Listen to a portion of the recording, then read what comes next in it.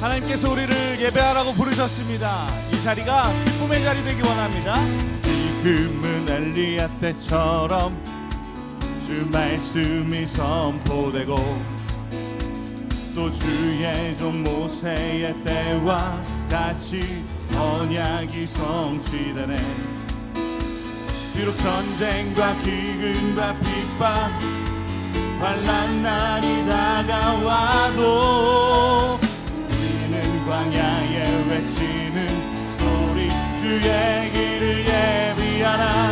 오라 주님 구름 타시고 나팔 불 때에 다시 오시네. 모두 외치세 이는 은혜의 해니 시온에서 구원. 우리 한 번 더 고백하기 원합니다. 지금은 엘리야 때처럼 주 말씀이 선포되고 또 주의 종 모세의 때와 같이 언약이 성취되네. 비록 전쟁과 기근과 핍박 환난 날이 다가와도 우리는 광야에 외치는 소리 주의 길을 오라 주님 오라 주님 구름 타시고 나팔 불 때에 다시 오시네. 모두 외치세 이는 은혜의 해니 시온에서 우리 한 번 더 보라 주님 보라 주님 구름 타시고 나팔 불 때에 다시 오시네. 모두 외치세 이는 은혜의 해니 시온에서 구원이 임하네. 에스겔의 환상처럼 많은 뼈가 살아나며 또 에스겔의 환상처럼 많은 뼈가 살아나고 또 주의 종 다윗의 때와 같이 예배가 회복되네. 추수할 때가 이르러 들판은 이어졌네.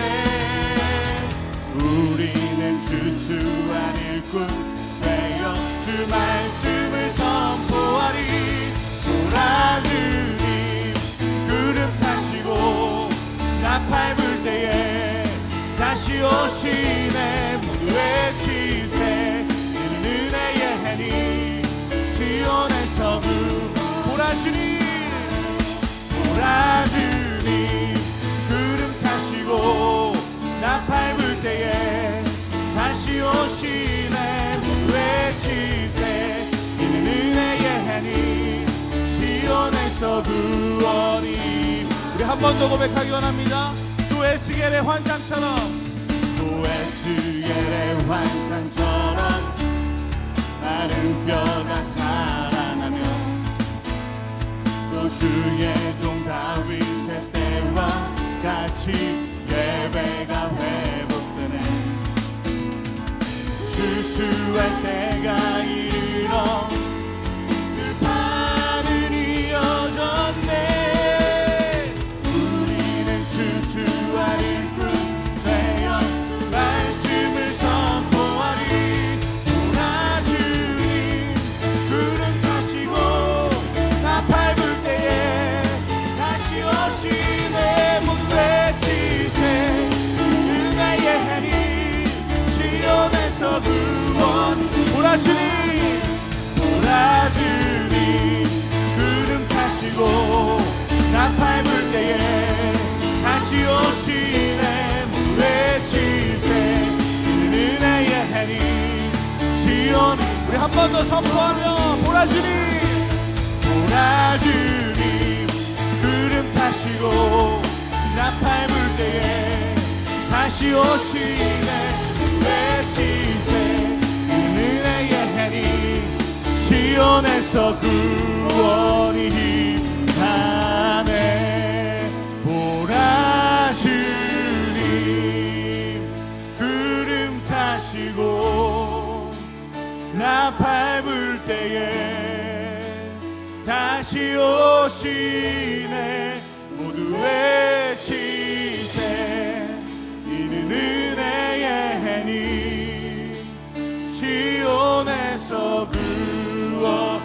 한 번 더 고백합시다. 보라주님, 보라주님, 구름 타시고 나 밟을 때에 다시 오시네. 모두 외치세.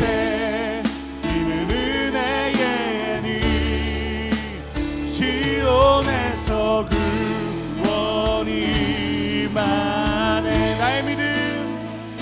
나의 믿음 주께 있네.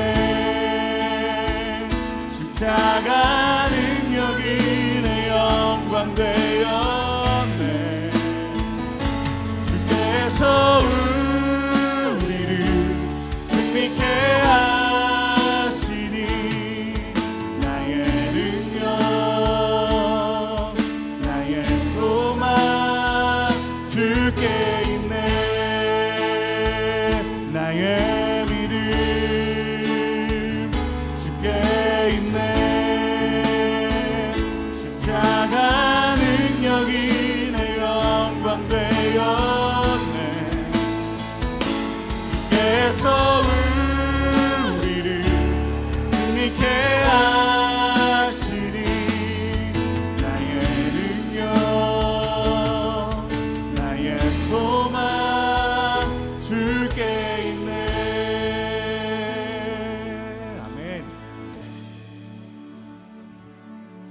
하나님께서 우리에게 언약을 주셨고 하나님께서 우리에게 십계명을 주셨습니다. 우리가 이 십계명을 하나님 앞에 지켜나갈 때에 하나님께서 우리에게 역사하시고 함께 하실 줄 믿습니다. 때론 어려울 수 있습니다. 하지만 그 어려울 때에도 나의 믿음이 주님께 있고 나의 소망이 주님께 있기에 우리가 능히 지켜나갈 수 있을 줄 믿습니다. 그리고 무엇보다 하나님께서 십계명을 주신 그 마음을 깨달을 수 있게 되는 이번 예배 시리즈가 되기를 소망합니다. 아멘.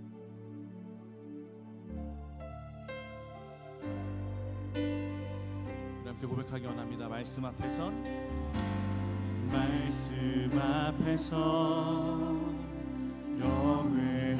경외함으로 주께 홀로 섭니다. 생명의 말씀 읽고 순종해 주를 예배합니다. 말씀 앞에선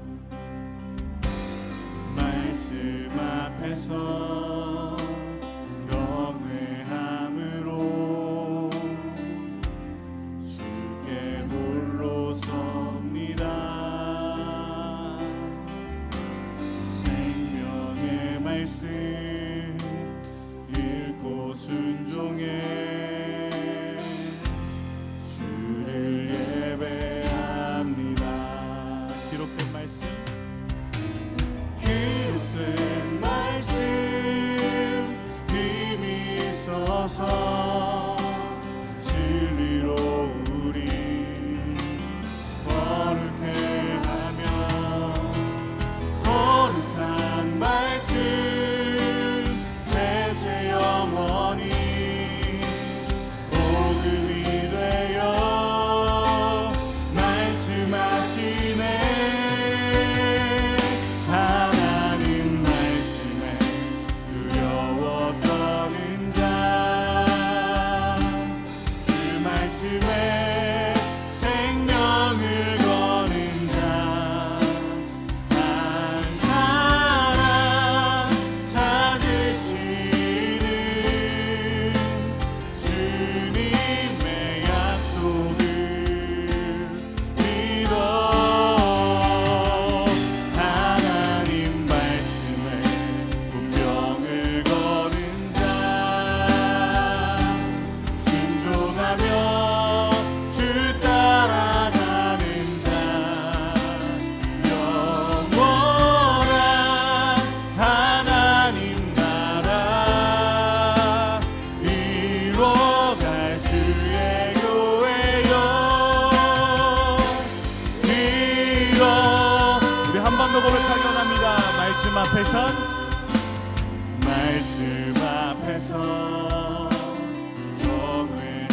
이런 마음으로 하나님 앞에 서기 원합니다. 주께 홀로 섭니다. 생명의 말씀 읽고 순종해 주를 예배합니다. 기록된 말씀 힘이 있어서 진리로 우리 거룩해 하며 거룩한 말씀 세세 영원히 복음이 되어 말씀하시네. 하나님 말씀에 두려워 떠는 자 그 말씀에 생명을 거는 자 영원한 사람 찾으시는 주님의 약속을 믿어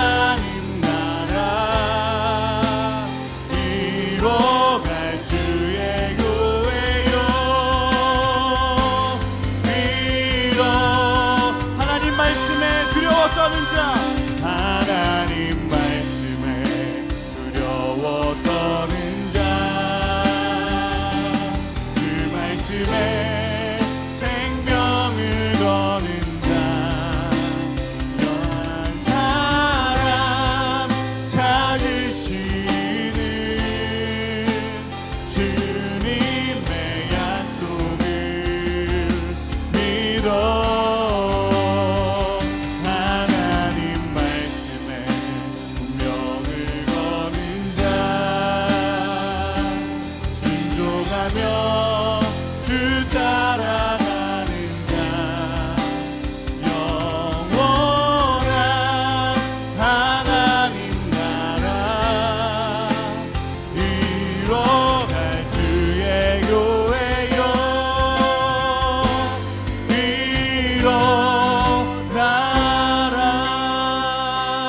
일어나라. 우리가 말씀 붙들고 설 수 있는 우리 바이블로 되기를 소망합니다. 아멘. 자리에 앉아주시면 감사하겠습니다. 오늘 무슨 날인지 아시나요? 무슨 날인가요? 어버이주일. 네, 맞습니다. 오늘 어버이 주일로 지킵니다. 오늘 어버이 주일이면서 스승의 주일로 지킵니다. 불을 좀 밝혀주시고요. 우리 선생님들 앉아 계신데 우리 선생님들 좀 축복하는 시간을 가졌으면 좋겠습니다. 선생님들 자리에 잠시 일어나 주시겠어요? 네, 선생님들 자리에 잠시 일어나 주세요. 우리 여러분들 박수 쳐주세요. 우리 선생님들 우리를 위해 수고해 주시고 우리를 양육해 주시고 우리와 함께 해주시고 계신 선생님들이십니다. 선생님들 자리 잠시 일어나 계시고 우리 학생들은 우리 선생님들께 손을 정성스레 뻗어봅시다. 정성스럽게 뻗어야 돼요. 대충 뻗으면 안 되고 정성스럽게 뻗어서 우리 선생님들 함께 축복하기 원합니다.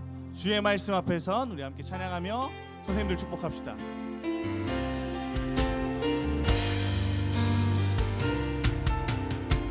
주의 말씀 앞에선 주의 말씀 앞에선 당신은 참된 예배자 이토록 찾으시던 하나님의 기쁨 이 세상을 향한 거룩한 생명빛 되어 이 세상을 위한 구원의 소망 되어 영원한 하나님의 나라 함께 세워가. 우리 한 번 더 주의 말씀 앞에선 주의 말씀 앞에선 당신은 참된 예배자. 우리 바깥에 스텝 선생님들도 계시면 안으로 들어오실 수 있게 도와주세요. 하나님의 기쁨 이 세상을 향한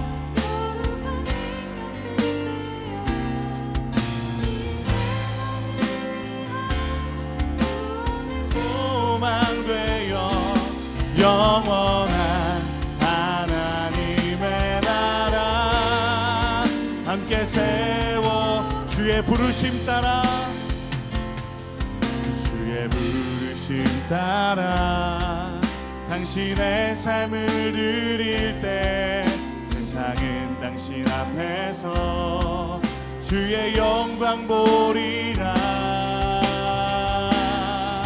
이 세상을 이길 주님의 군사 되어 이 세상을 섬길 주님의 손과 발 되어 영원한 하나님의 나라 함께 세워가리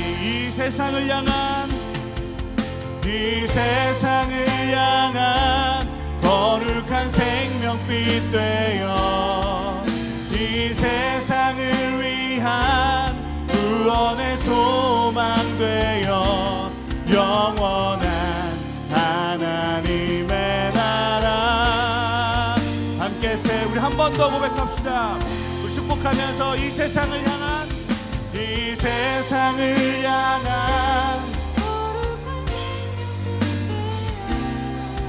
이 세상을 위한 구원의 소망 되어 영원한 하나님의 나라 함께 세워가리. 박수 칠까요? 네. 선생님한테 감사합니다라고 고백을 했으면 좋겠습니다. 선생님 너무너무 감사합니다. 자리에 앉아주시고 여러분은 잠깐 제가 말씀 시간 나누도록 하겠습니다. 오늘 예배를 준비하면서 솔직하게 생각해 보았습니다. 내가 만약에 목사가 안 되고 평신도로 살았다라면 나는 마이블루 교사를 했었을까? 대답은 쿨하게 아니오라는 생각을 가졌습니다. 왜냐하면 너무 포기할 게 많아요. 이 시간에 내가 쉴 수도 있고 놀러 갈 수도 있고 다른 무언가에 집중할 수도 있습니다. 또 그리고 그뿐만 아니라 마이블루 교사를 한다는 것은 여러분들을 만나야 되는데 여러분들을 만나면서 많은 마음을 써야 되고 관심을 가져야 됩니다. 때로는 그것 때문에 기쁘기도 하지만 때로는 그것 때문에 상처받기도 합니다. 그런 가운데 말씀을 묵상한 가운데 오늘 말씀과 연결된 말씀입니다. 하나님께서 십계명 말씀 가운데 하나님과 사람 관계 말고 사람과 사람 사이에서 계명되는 첫 번째 오늘 그 계명이 시작되는데요. 내 부모를 공경하라는 말씀이 있습니다.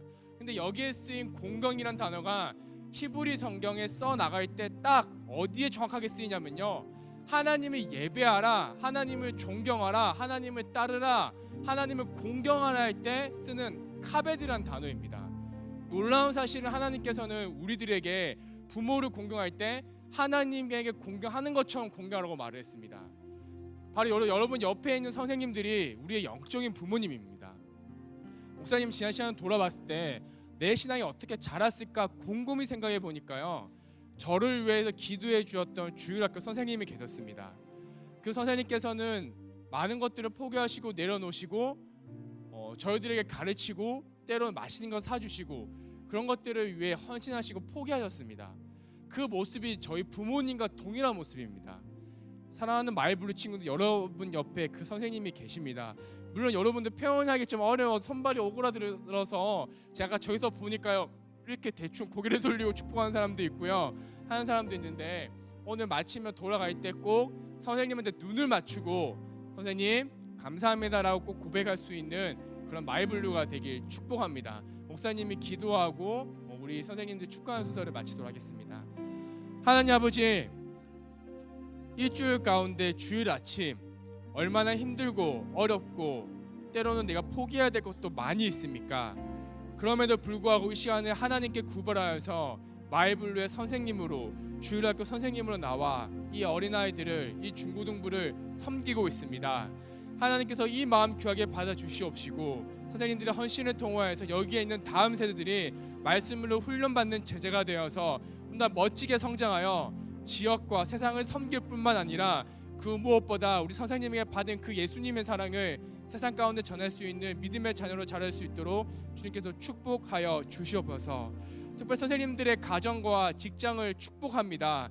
하나님께서 이 사역에 온전히 감당할 수 있도록 가정 가운데, 직장 가운데, 사업장 가운데 하나님께서 함께해 주어서 하늘의 신령한 복으로 모든 것들을 채워 주옵시고 우리 아이들의 섬김에 있어서 조금 더 부족함이 없게 하나님께서 인도하여 주시옵소서. 모든 것 감사드리며 살아계신 예수님의 이름으로 기도합니다. 아멘. 네, 하나님께 감사합니다. 이어서 두 가지 광고하고 이어서 말씀을 듣도록 하겠습니다. 첫 번째 광고입니다. 마이블루 피크닉 데이가 5월 20일 주일 날에 있습니다. 여러분 기억하여 주옵시고 주변 친구들에게 또 오늘 나오지 못한 친구들에게도 안내해 주어서 우리 5월 20일 날 우리 마이블루끼리 즐거운 시간을 가질 수 있도록 하겠습니다. 이어서 고3들에게만 또 광고 드리는 것은 이날 5월 20일 피크닉 데이 때 어쩌다 고3도 함께합니다. 여러분들 고3들 잊지 마시고 많은 참석 부탁드리겠습니다. 그러면 오늘 우리 말씀 전해주실 우리 김승현 전사님 우리 말씀을 기대하는 마음을 담아서 박수로 이 자리에 초청하도록 하겠습니다.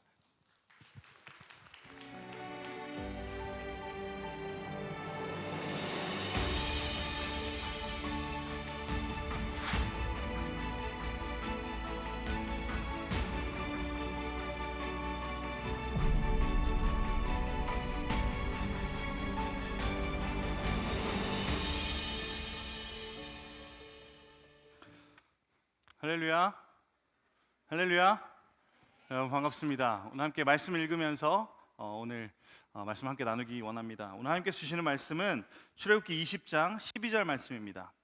출애굽기 20장 12절 말씀입니다. 그럼 성경책 가지고 오셨나요? 네, 가지고 오셨나요? 네, 출애굽기 20장 12절 말씀입니다. 우리 함께 한 목소리로 크게 또박또박 같이 읽도록 하겠습니다. 시작. 내 부모를 공경하라. 그리하면 내 하나님 여호와가 내게 준 땅에서 내 생명이 길리라. 아멘. 여러분 한 주간 잘 지냈나요? 잘 지냈어요? 네. 시험이 끝나니까 확실히 대답이 좀 크게 나오는 것 같습니다. 한 주간 잘 지냈군요. 오늘 앞에 선생님들 축복하는 시간을 가졌습니다. 오늘 스승의 주일이면서 또 어버이 주일로 지키게 됩니다. 그래서 오늘은 약속 예배 시리즈 5번째 십계명 다섯 번째 십계명 내 부모를 공경하라 라는 계명을 함께 나누려고 합니다. 따라해 볼까요? 내 부모를 공경하라. 우리 한 번만 더요. 내 부모를 공경하라. 네, 지난 8일은 어버이날이었습니다. 기억나시나요? 지난 8일은 어버이날이었습니다. 어버이날 여러분들 어떻게 지냈습니까? 어떻게 보냈나요? 어버이날. 전사님은 부모님하고 멀리 떨어져서 살기 때문에 멀리 계신 부모님들께 안부 전화를 드리고 감사합니다, 키워주시고 낳아주셔서 감사합니다 라고 인사를 했습니다. 오늘 말씀처럼 우리는 부모를 공경해야 된다는 말은 참 많이 듣고 잘 알고 있습니다. 그렇죠? 그런데 막상 그게 쉽지 않습니다. 우리는 부모에 대한 공경을 많이 잃어버린 시대를 살고 있는 것 같습니다. 뉴스를 보면 잔소리한다는 이유로 자신의 부모님들을 폭행하거나 또 저 사람 어떤 프로그램을 봤는데 나이 들고 좀 병든 어머니의 보험금을 위해서 어머니가 치매에 걸렸다고 거짓말하고 일부러 어디다 버리고 오고 현대판 고려장 뭐 이런 기사를 봤던 기억이 있습니다. 이렇듯이 우리는 부모님에 대한 공경을 많이 잃어버린 시대를 살고 있습니다. 소위 말하는 존속 범죄, 소위 말하면 폐륜범 에 대한 한 통계에 따르면 사진이 준비되어 있거든요. 2012년에는 900여 건, 2014년에는 1000여 건, 2014년에는 1100여 건. 매번 계속 늘어나죠. 그래서 이 5년 2012년부터 2017년까지 5년 동안 이 존속 범죄, 폐륜범의 규모가 어느 정도 되냐면 9천여 건이 된다고 해요. 9천여 건이 된다고 해요. 뭐냐면 자식이 부모에 대해서 범죄한 게 9천여 건이 된다. 5년 동안이라고 해요. 근데 전사님 또 흥미로운 통계를 봤어요. 이 밑에 한 줄로 또 써 있는데 다른 통계였어요. 이것과 연관된 다른 통계였는데 이 중에 살인범이 1년에 50여 명이 나온대요. 자녀가 부모를 죽이는 살인범이 1년에 50여 명 정도, 50명 안팎이 나온다고 해요. 이런 시대를 살고 있으니 우리는 부모님을 공경하는 시대를 살고 있는 건가요? 아니면 많이 부모님에 대한 공경을 많이 잃어버린 시대를 살고 있나요? 부모님의 공경을 많이 잃어버린 시대를 우리는 살고 있습니다. 성경은 부모님을 공경하지 않는 사람들에게 무섭게 경고하며 말씀하고 있습니다. 출애굽기 21장 15절 그리고 17절 말씀입니다. 같이 읽어볼까요? 15절부터 읽어볼게요. 시작. 자기 아버지나 어머니를 치는 자는 어떻게 하라고요? 반드시 죽일지니라. 17절도 읽어볼까요? 시작. 자기 아버지나 어머니를 치는 자는 죽일지니라. 그리고 저주해도 죽일지니라 라고 성경은 말하고 있어요. 부모님의 공경에 대해서 상당히 무섭게 강조하고 있는 것이죠. 사실 사회법도 이런 존속범죄, 폐륜범들은 가중처벌한다고 해요. 저는 찾다 보니까 그렇게 나오더라고요. 극단적인 얘기긴 하지만 요즘 보면 가정에서 또 특히 부모님과의 관계가 많이 깨져 있는 모습들을 우리는 자주 접하고 자주 보게 됩니다. 우리는 천륜이라고 불리는 부모 자식 간의 관계를 그렇게 소중하게 생각하고 있지 않은 것 같습니다. 자, 그러면 전사님 질문해 볼게요. 여러분들은 부모님하고 어떻게 지내나요? 전사님이 예배 전에 우리 선생님들하고 모여서 기도하면서 이런 고민들을 나눴어요. 오늘 말씀의 제목이 내 부모를 공경하라 라는 말씀인데 이 말씀을 준비하기가 너무 어려웠습니다. 기도해 주세요라고 이야기 나눴어요. 그러면서 제 마음속에 어떤 게 있었냐면 이 말씀을 준비하면서 내 부모를 공경하라는 말씀을 준비하는 게 이렇게 어려운 걸 보니 나도 많이 이런 부모님에 대한 공경을 많이 잃어버리고 있나 보다 라는 생각들을 많이 하게 되었거든요. 그러면 질문하고 싶어요. 여러분들은 부모님과 어떻게 지내고 있습니까? 여러분들은 부모님과 사이가 어떻습니까? 사실 부모님과 사이는 좋으면 다행이에요. 그렇죠? 좋으면 다행이에요. 근데 부모님과 사이가 참 어려운 것도 사실입니다. 특히 청소년 때는 더 그런 것 같아요. 전사님이 기억해봐도 청소년 때는 좀 더 어려웠던 것 같아요. 사실 사이 좋기가 쉽지 않습니다. 혹시 영상을 준비했거든요. 혹시 이런 모습이지는 않습니까? 한번 볼까요? 뭐 속옷이야? 속옷이야 속옷은. 바지나 사춘기 반바지. 고발 카메라입니다. 반바지. 이게 무슨 이게 속옷이 가봤어. 이거를 지금 입고 갈까 하고 지금 생각. 반바지야 그냥. 뭘 속옷이야. 속옷이라고 그러면 처음 봤네 진짜. 남자들은 레이스만 있으면 속옷이라고 생각하죠. 입고. 면사포 아니야 면사포? 아니라. 그냥 반바지야. 이것도 이렇게 빤스 입을 때 입는 거지 이게. 원래 요즘은 다 이렇게 보일 듯 말 듯 몰라? 시스루 몰라? 원래 다 이렇게 입는 거라니까? 우리 옛날에는 이렇게 입고 다니는 학교에서 정확한. 그것도 맞는 말이네요. 네, 맞는 말이에요. 네. 이거는 뭐 어디 저기 뭐야 이거? 이거 조금 뚫려 있어. 왜 또? 그냥 신경 쓰지 마 그냥. 이거 가봤어. 이거 시원아 이거 좋네. 아니 왜 아빠가 내 옷을 골라? 내가 입을 건데. 시원아 이거 얼마나 예쁘고 좋아. 깜찍하게. 뭐야 이거 뭐야? 더워 죽겠는데 무슨 긴 바지를 입어 요즘에. 우리 뿅아리. 병아리다. 우리 뿅아리. 우리 아름다운 뿅아리. 싫어. 아니 이게 뭐가 그렇다 그래? 수연아 약속 있다면서. 됐어? 응. 자꾸 이러고 있잖아. 이게 속옷이래. 데모하러 갈 때. 이 옷 속옷이래 이게. 이거 뭐야 이거 모기 장갑. 아니 반바지하고 반바지야. 똑같아. 이쁘잖아. 봐봐 반바지야 바꿔. 아빠도 이렇게 하고 다닐게 이렇게. 이거 한자고. 한자다 이거. 진짜 하지 마. 하지 마 진짜. 이거 아니잖아, 그치? 아니 그거는 틀리지. 이거랑 너무 얘는 다르지. 차원이 다르지. 약간 시은아 좀 너도 이제 어른이 된다면 모르지만 어른이라도 이거는 내가 볼 때 무슨 좀 내비둬. 그래 그만해 이제. 언제까지 그거 끼고 살 거야? 어머니와 통화할 때 네, 여보세요? 아들. 엄마 나 바쁜데 왜? 그래 그 너 짐열 썩었다 두고 갔어? 그 신발장 위에 있어. 엄마 나 회의 준비하니까 이따 전화할게. 그래 알았어. 근데 엄마가 아침에 밥 차려놓은 거 먹고 갔어? 나 늦잠 자서 못 먹었어. 엄마 나 지금 준비하니까 이따 전화할게. 그래 알았어. 근데 너 내일 모레 네 동생 졸업식인 거 알아? 알아. 엄마 지금 나 급해 지금. 그래 알았어. 근데 너 또 택배 왔더라. 또 뭐 산 거야? 또 돈도 없으면서. 이따 집에 가서 보여줄게. 엄마 나 지금 급하다니까 빨리 끊어. 그래 오늘 몇 시까지 올 건데? 일찍 갈게. 진짜야? 왜 이러는 걸까요? 엄마는 왜 전화를 한 번 하면 끊으려 끊지 않은 걸까요? 그렇다면 여기서 아빠의 상황으로 넘어가 보도록 하겠습니다. 함께 감상해 보시죠.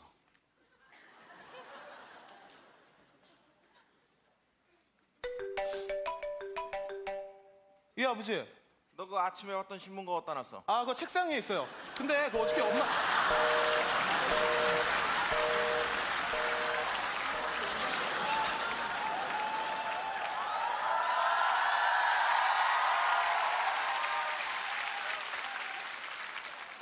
왜 이러는 걸까요? 아버지는 왜 본인의 용건만 간단하게 말하고 항상 전화를 일찍 끊는 것일까요? 과연 여러분의 부모님은 어떠십니까? 자, 부모님들, 자녀들이 원하는 전화 통화의 내용을 알고 계십니까? 엄마와 아버지의 중간 정도면 됩니다. 여러분들이 부모님과의 관계의 모습은 어떻습니까? 첫 번째 영상처럼 아버지는 도저히 딸의 패션을 이해하지 못하고 뜯어 말리느라고 바쁘고 자신의 방법으로, 사실 양반이죠. 저 정도면, 그렇죠? 화면에 TV에 나오는 모습들이니까 이 정도면 양반이죠. 그것 때문에 옥신각신하고 있지는 않습니까? 그렇죠? 또 반대로 어머니와의 전화 통화, 어머니가 이야기하는 것들, 아버지가 이야기하는 것들 혹시 귀찮아하고 있지는 않습니까? 그렇다면 우리는 무엇 때문에 부모님과의 관계가 멀어질까요? 부모님은 생각해 보니까 이렇더라고요. 부모님은 자꾸 무언가 하라고 하세요. 맞나요? 자꾸 뭔가 하라고 하세요. 뭘 하라고 하시죠? 뭐 하라고 하시죠? 그렇죠. 공부하라고 하시죠. 또 뭐 하라고 하시죠? 네? 숙제 좀 하라고 하시죠. 또 뭐 하라 그러세요? 학원 좀 가라. 잠 자라. 잠 좀 자라. 이 시간이면 또 밥 먹어라. 그렇죠? 책 좀 봐라. 이런 얘기. 부모님은 뭔가 자꾸 하라고 하세요. 근데 또 반대로 부모님은 자꾸 뭔가를 하지 말라고 하세요. 뭘 하지 말라고 하시죠? 놀지 말라. 또 게임하지 마라. TV 보지 마라. 노래방 가지 마라. 컴퓨터 하지 마라. 만약에 이게 바뀐다면 부모님이 야, 너 핸드폰 좀 해. 너 게임 좀 해. 라고 한다면 내 마음에 다 들겠죠. 그렇죠? 반대로 뭔가를 다 공부 좀 하지 마. 학원 좀 가지 마. 이렇게 얘기하시면 이게 우리 마음이죠, 사실. 그렇죠? 근데 우리는 부모님이 자꾸 뭔가 하라 그러고 뭔가 하지 말라고 하는 이것들을 우리는 뭐라고 이야기하죠? 잔소리라고 이야기합니다. 그러다 보면 우리는 부모님과 싸우고 이제 그러다 보면 이런 말이 오고 갑니다. 부모님이 이렇게 이야기해서 화가 나시면 나중에는 이렇게 이야기하시죠. 너도 너랑 똑 닮은 딸 낳아서 키워봐라. 이런 얘기 들어봤어요? 또 그러다 보면 이게 격양되다 보면 아들들이 딸들이 또 이렇게 이야기해요. 좀 심한 싸움으로 번지면 이렇게 얘기해요. 나는 엄마처럼은 안 살 거야. 그렇게 이야기하기도 해요. 하나님은 이런 우리의 모습들을 좀 아시는 것 같습니다. 어떻게 보면 부모님이 자녀를 사랑하는 것보다 자녀가 부모를 사랑하는 게 더 어렵겠다라는 생각들을 합니다. 그런데 이 잔소리는 생각해 보면 좀 과할 뿐이지 쓸데없는 건 아니에요. 여러분들 공부하지 말아라 라고 이야기하면 어떻겠어요? 지금 당장은 기분 좋고 편안할 수 있지만 앞에 미래를 위해서 부모님들께서 그런 이야기 잔소리를 하시는 거죠. 생각해 보면 과할 뿐입니다. 완전히 쓸데없진 않습니다. 그러면 우리 청소년들은 어떻게 하면 되느냐? 조금 지혜로울 필요가 있을 것 같아요. 완전히 쓸데없지는 않기 때문에 그걸 그냥 전제로 깔아두고 있는 거예요. 엄마가 하는 말이 완전 쓸데없는 말은 아니야 라고 그냥 인정해버리고 마는 거예요. 생각하고 받아들이고 감정적으로 대하고 이런 거 필요 없이 그냥 받아들이는 거예요. 엄마가 그래 날 위해서 그러겠거니 완전히 쓸데없는 말은 아니야 라고 생각하면 조금 지혜롭게 그냥 조금 힘들어도 너그럽게 들어보는 거예요. 그냥 들어드리는 거예요. 그렇죠? 마음이 동할 필요가 없어요. 그냥 외워서 들어드려야 되는 거야 라고 생각하고 들어드리면 되는 거예요. 오늘 말씀은 내 부모를 공경하라고 합니다. 그러면 이런 질문을 하는 경우가 있습니다. 또 한편으로는 그러면 부모 같지 않은 부모도 공경해야 합니까? 라는 질문에 부딪히는 친구들도 있을 수 있을 것 같아요. 물론 당연히 이전에 공경받을 만한 부모가 되어야 되는 거 맞습니다. 엊그저께 제 이야기를 좀 한번 해볼게요. 엊그저께 제가 이제 저희 딸 집에 들어가서 저희 딸하고 막 이렇게 재밌게 놀고 엄청 예뻐하는 모습들을 보고 아내가 저에게 질문을 했어요. 어떤 질문을 했냐면 제 딸의 이름이 하율이거든요. 아내가 이렇게 물어봐요. 하율이하고 막 놀고 있는데 당신 나중에 하율이가 당신 같은 남자 데리고 와서 결혼한다 그러면 어떻게 할 거야? 제가 받아본 질문 중에 여태까지 받아본 질문 중에 제일 어려운 질문이었던 것 같아요. 어떻게 할 거예요? 제가 뭐라고 대답했을까요? 뭐라고 대답했을 것 같아? 저는 아빠예요. 아내가 물어봐요, 저에게. 나중에 하율이가 당신 같은 남자 데리고 네. 그때 당황한 게 아직도. 네. 당신 같은 남자 데리고 와서 결혼한다 그러면 뭐라고 할 거야? 어떻게 반응할 거야? 라고 물어보더라고요. 그때 제가 뭐라고 했을까요? 그러라고 할 거야 라고 했을까요? 한 5초 정도 정적이 있었어요. 그리고 제가 이렇게 대답했어요. 그냥 하율이한테 그냥 아빠랑 살자라고 할 거야 라고 제가 대답했어요. 선뜻 나 같은 남자면 되지 라고 이야기 못 하겠더라고요. 선뜻. 그러면서 이런 생각이 들었어요. 그러면 내 부모님은 내가 완벽한 부모야. 야, 나 정도면 공경받을 만한 부모야 라고 생각하실까요? 그렇지 않아요. 내 부모님들도 나는 완벽한 부모야. 내가 너를 완벽하게 키웠어. 이거는 내가 너를 어떻게 키웠는데 라는 말과는 좀 다른 이야기예요. 그렇죠? 이 세상에 어떤 부모도 완벽한 부모는 없어요. 반대로 생각해 볼까요? 이 세상에 어떤 자녀도 완벽한 자녀는 없어요. 부모님을 공경해야 하는 것은 부모님의 자격이 있기 때문이 아니에요. 부모님이 완벽한 인격체이기 때문이 아닌 거예요. 마찬가지죠.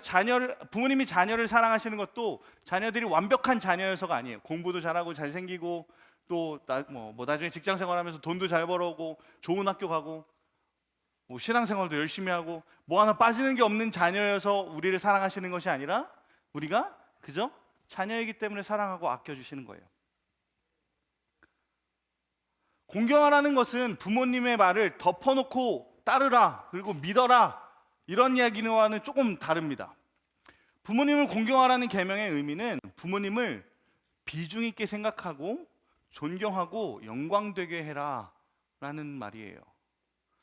부모님 또한 사람이기 때문에 부족한 것이 있을 수 있죠. 그렇죠? 재정의 부족함이 있을 수도 있고요. 말 그대로 성품의 부족함이 있을 수 있어요. 왜냐하면 사람이기 때문에요. 하지만 그런 것 때문에 우리가 공경해야 되는 것이 아니라 우리는 부모님이기 때문에 공경해야 된다는 것이죠. 종교개혁자 마틴 루터는 부모님에 대해서 이렇게 이야기했습니다. 부모도 완벽한 인격체는 아니지만 부모님은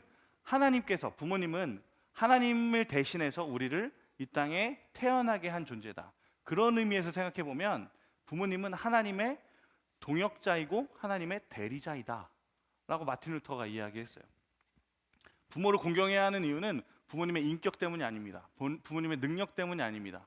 부모님의 됨됨이 때문이 아닙니다. 나를 낳아주시고 길러주신 나와의 관계 그리고 위치 그리고 그 자격 때문인 것입니다. 그러면 또 어떤 이들은 이렇게 말합니다. 누가 나 낳으라 그랬어? 내가 태어나고 싶어서 태어났어? 부모님과의 관계가 많이 깨어져 있는 상황이면 이렇게 이야기하는 사람들도 있을 수 있어요. 근데 이 말이 참 가슴 아픈 말인 게 태어난 나를 부정하는 이야기고 나를 낳아주신 부모님의 존재를 부정하는 이야기고 또 나를 향한 계획이 있으신 하나님을 부정하는 이야기예요. 그러니까 아무리 화가 나도 이런 말은 하는 말이 아니에요. 해서는 안 되는 말인 거죠. 그런데 오늘 말씀을 보니까요, 부모님을 공경하라 그러고 그 뒤에 더 붙어있는 말이 있습니다. 출애굽기 20장 12절 다시 한번 읽어볼까요? 한 목소리로 크게 읽어봅시다. 시작. 내 부모를 공경하라. 그리하면 내 하나님 여호와가 내게 준 땅에서 내 생명이 길리라. 부모를 공경하면 어떻게 된다고요? 내 하나님 여호와가 내게 준 땅에서 내 생명이 길리라. 이것은 단지 내가 내 부모를 공경하면 장수하고 오래 살 거야. 너 120살까지 살 거야 이런 이야기가 아닙니다. 이스라엘 민족에게 땅이란 기업입니다. 기업. 근데 이 기업은 재산의 의미를 넘어섭니다. 지금 우리가 갖고 있는 뭐 집, 땅 이런 의미가 아니라 그 재산의 의미를 넘는 개념입니다. 부모를 공경하는 것은 오래 살기 위한 것도 아니고 재산을 위한 것도 아닙니다. 성경은 또 부모님들에게는 어떻게 이야기하고 있는지 먼저 보고 이 개념을 조금 더 설명해 드리도록 하겠습니다. 에베소서 6장 1절부터 4절까지 말씀입니다. 함께 읽어볼까요? 시작. 자녀들아 주 안에서 너희 부모에게 순종하라. 이것이 옳으니라. 내 아버지와 어머니를 공경하라. 이것은 약속이 있는 첫 계명이니 이로써 내가 잘되고 땅에서 장수하리라. 또 아비들아 너희 자녀를 노엽게 하지 말고 오직 주의 교훈과 훈계로 양육하라. 성경은 부모님들에게 뭐라고 이야기하냐면 유한하고 완전하지 못한 부모의 생각, 자신의 생각이나 자신의 뜻이 아닌 하나님의 교훈과 하나님의 훈계로, 하나님의 말씀으로 양육하라고 부모님들에게 이야기합니다. 이것은 무엇이냐면 우리가 이것을 이어받아야 된다는 거예요. 부모는 자녀들에게 하나님의 말씀으로, 신앙으로, 믿음으로 양육하고 자녀들은 그것을 기업으로 물려받아야 된다라는 거예요. 우리가 부모님께 이어받아야 할 것은 바로 이것입니다. 하나님의 말씀과 믿음의 유산입니다. 세상에는 재산을 잘 물려주면 뭘 물고 태어난다고 하죠? 금수저를 물고 태어난다고 해요. 우리가 물고 태어나야 할 건 뭐라고요? 금수저도 아니고 흙수저도 아니고 은수저도 아니고 뭐 요즘에 그런 말도 있죠. 다이아몬드 수저 이런 것도 아니에요. 우리가 물고 태어나야 하는 것은 무엇이라고요? 하나님의 기업을 물고 태어나야 돼요. 믿음의 유산을 물고 태어나야 돼요. 믿음 수저를 물고 태어나야 하는 거예요. 믿음의 유산을 상속해서 가야 하는 거예요. 그렇게 우리는 우리 부모님과 우리 가정을 하나님께서 허락하신 터전으로 생각하고 공경하고 또 부모님들을 위해서 기도해야 합니다. 앞서 말했듯이 우리는 누구나 완전하지 않습니다. 하지만 오늘 5계명, 내 부모를 공경하라는 계명은 우리가 잘 지키면 하나님께서 우리에게 주신 기업을 우리가 잘 이어받아 하나님의 복을 누리는 또 하나님의 사람이 될 수 있을 줄 믿습니다. 목사님께서 설교를 소개해 주시면서 이런 말씀을 함께 나눠주셨어요. 저번 주 설교와 이어져서 1계명부터 4계명까지 하나님과의 지켜야 할 언약들이었습니다. 10계명들이었습니다. 5계명부터 이제 10계명까지는 인간 사이에서, 사람들 사이에서 지켜야 할 계명들로 이제 이루어져 있습니다. 그 첫 번째 계명으로 내가 내 부모를 공경하라라는 계명을 처음 계명으로 주셨습니다. 이 이야기는 뭘까요? 하나님도 이것을 중요하게 다루고 계시다는 거예요. 중요하게 생각하고 계시다는 거예요. 그게 무엇 때문일까요? 부모님이 완벽하기 때문에? 부모님의 재산을 물려받기 위해서? 아닌 거예요. 앞서 설명했던 것처럼 우리가 믿음의 대를 지키고 신앙의 대를 지키는 것이 중요하다라는 것을 덧붙여서 이야기하고 계신 하나님의 마음인 줄 믿습니다. 그런데 혹시 이런 말씀을 준비하면서 이런 고민도 들었어요. 그렇다면 혹시 여러분들 중에 신앙의 1세대인 친구들이 있나요? 부모님이 교회 다니지 않으시고 자신 혼자 교회 나오고 있는 친구들이 있습니까? 그렇다면 하나님께서 묶어서 주신 말씀처럼 우리는 누구나 나중에 커 자라서 결혼을 하고 자녀를 갖게 됩니다. 그 자녀를 갖게 된다면 또 주변 사람들에게 이 믿음의 신앙의 대를 물려줄 수 있는 부모가 되기를 소망합니다. 그것을 훈련할 수 있기를 소망해요. 저희 어머니 아버지가 신앙의 1세대세요. 그래서 처음 교회 다니는 것이 무엇인지 사실 전사님은 편하게 교회 다녔거든요. 태어나면서부터 교회를 당연히 다녀야 했고 안 다니면 오히려 혼나는 그런 신앙을 가지고 있었지만 저희 어머니가 어떻게 신앙생활하기 위해서 싸우셨는지는 보고 자랐어요. 신앙의 1세대인 친구들이 있다면 그 신앙을 잘 가지고 있으면서 하나님의 유업으로 내 자녀들에게 혹은 내 가족들에게 물려주고 이어줄 수 있는 저와 여러분들에게 간절히 소망합니다. 이것이 하나님께서 오늘 5계명 말씀하신 내 부모를 공경하라라는 말씀입니다. 오늘 함께 이 말씀 기억하면서 함께 찬양했으면 좋겠는데요. 하나님 말씀 앞에서 우리 하나님 말씀을 듣고 하나님 말씀을 지켜 행하는 자가 되기를 소망합니다. 이 10계명 말씀을 계속 나누고 있는데 이제 중간쯤 왔습니다. 5계명, 오늘 5계명이 왔습니다. 이제 중간쯤 왔습니다. 여러분 기억나나요? 십계명? 십계명 잘 기억나나요? 하나님의 말씀이고 하나님의 마음입니다. 이 마음을 잘 기억하고 마음에 새기고 이것을 잘 지켜나갈 수 있는 사람들이 됐으면 좋겠습니다. 그냥 십계명이네 이러고 끝나는 것이 아니라 이 십계명 말씀을 들을 때마다 하나님 말씀이구나. 하나님 말씀 앞에 설 때 우리가 조금 더 무거운 마음 가지고 또 때로는 조금 더 진지한 마음 가지고 하나님 말씀 앞에 설 수 있었으면 좋겠습니다. 그런 마음으로 우리 함께 고백하며 찬양하기를 소망합니다. 말씀 앞에서 경외하고 말씀 앞에서 경외함으로 주께 홀로 섭니다. 생명의 말씀 읽고 순종해 주를 예배한 우리 한 번 더 고백합시다. 우리 입술을 열어서 말씀 앞에서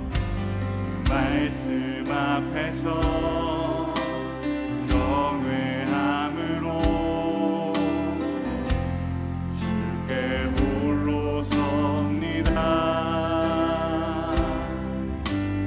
생명의 말씀 읽고 순종해 주를 예배합니다. 기록된 말씀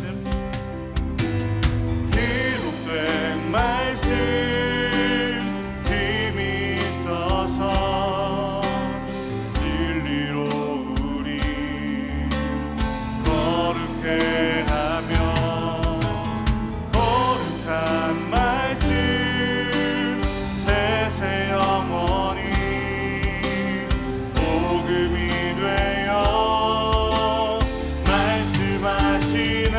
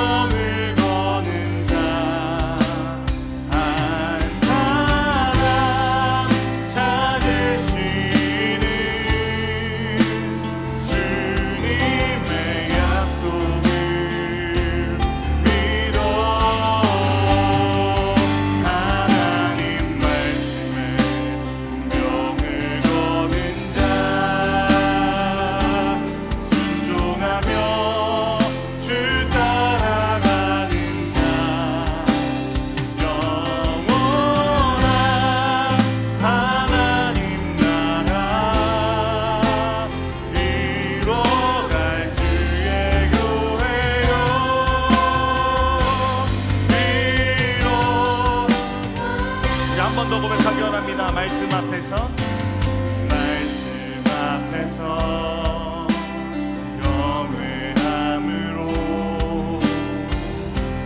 주께 홀로 섭니다. 생명의 말씀 읽고 순종해 주를 예배합니다.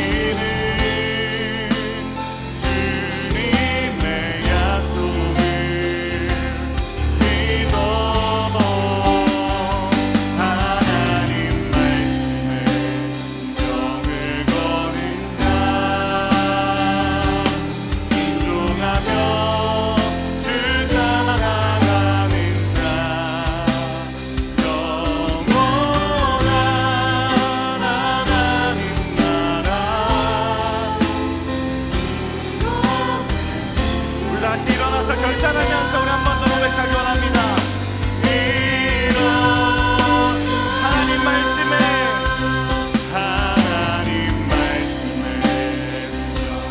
떠는 자, 그 말씀에 생명을 얻는 자, 한 사람 찾으시는 주님의 약속을 믿어 하나님 말씀에 생명을 얻는 자, 순종하며 주 따라가는 자, 영원한 하나님 나라 이뤄갈 주의 교회여